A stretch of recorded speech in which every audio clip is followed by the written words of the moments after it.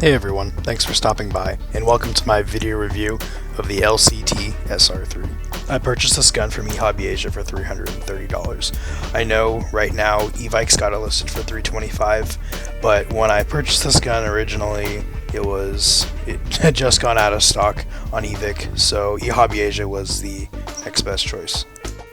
The reason I bought this gun was for its compact size and its portability, and plus it's a lot more unique than your run-of-the-mill AK when it comes to doing Russian airsoft impressions. Back when I bought this gun in February of 2018, I thought of no better way to test it than at Milsim Maritime's Operation High Tide. I unfortunately didn't get any footage of the event, but there's tons of it on YouTube. All you have to do is search for Airsoft Aircraft Carrier. We got to play on a decommissioned World War II and Korean War era aircraft carrier, and it was just tons of fun. When you buy this gun, it'll come in your standard LCT packaging, with nothing more than the gun, a 50-round mid-cap magazine, and a little instruction pamphlet. The included instruction pamphlet will explain how to fold and unfold the stock and install your battery, as well as a few other steps. Also remember to never shoot your neighbor or your neighbor's dogs, or shoot yourself in the face. All of the externals of this gun, except the handguard and the pistol grip, are made of steel. The SR3 weighs in at 3 kilograms, which is about 6.5 pounds. Unfolded, the length of the gun is 660 millimeters. With the stock folded, you're looking at about 400 millimeters. This gun comes from the factory with a 192mm long inner barrel with an inner diameter of 6.02mm. Out of the box, this gun chronoed at a consistent 330 feet per second. If you haven't noticed by now, the little rail segment I have on the right side of the gun does not come with it. It's just something I've added to add accessories onto the gun. I haven't taken a look at the internals of the gearbox myself, but it does seem to be a standard version 3 gearbox, which means you can use all of your TM compatible upgrade parts.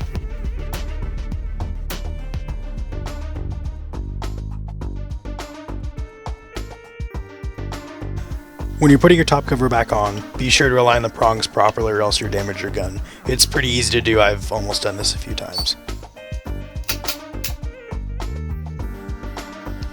Adjusting your hop-up is as simple as pulling back the charging handle, revealing your standard AK hop-up.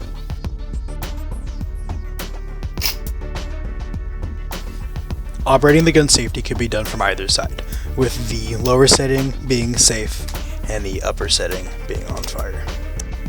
Adjusting your fire mode can be done so right below the safety. With the right side of the button pushed in, your gun's on semi-automatic. With it pushed in from the left side, you're shooting on full auto.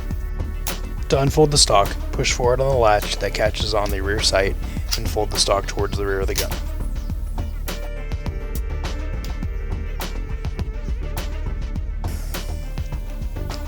To fold the stock, press the button on the underside of the gun behind the pistol grip and fold the stock upwards. Be sure to fold the butt flat and press the stock into the gun until it latches.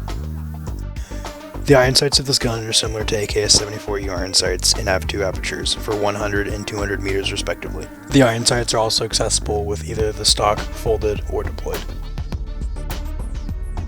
The battery space is accessed by removing the 14mm counterclockwise threaded flash hider and sliding the handguard forward. The battery space in the LCT SR3 is very small and will only accept a select few batteries. Per LCT, the maximum size the gun will fit is 75mm by 25mm by 15mm. The battery that I found that works best is this ASG 11.1 volt 900 mAh LiPo. Although it doesn't actually fit within the specifications that LCT has given for the available battery space for the SR3, it fits well without any complications and bumps the rate of fire up from using a smaller 7.4 volt LiPo. Overall, this gun was a blast to use it off high tide. Its size is the biggest factor when it comes to maneuvering in extremely tight spaces, such as the various levels of a naval ship. Its robust construction gives confidence when handling this airsoft replica. I'll leave links in the description for both Ehobbyasia and Evike for this gun, as well as a link to the battery. A shout out to my friend Johnny Pozlowski for the footage of High Tide. Take a look at his channel for some more Russian airsoft game footage. Thanks for watching.